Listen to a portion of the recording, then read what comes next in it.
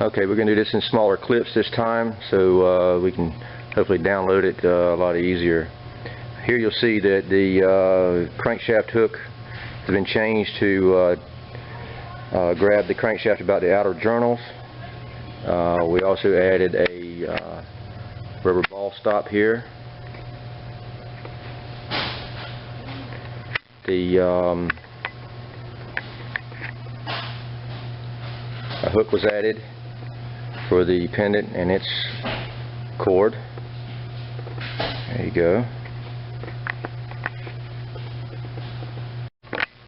Okay, and here you see that we added a battery cover. It's plastic and just slips over the battery. Also on the battery there's a breaker on the hot wire in case something should fail and it won't burn up the winch or start a fire of any kind. Up on the winch itself we added the safety tape, and around this side under the bottom we added rubber trim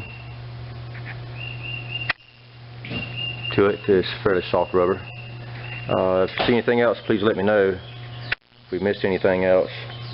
And the size of the base is 36 inches, about 36 inches.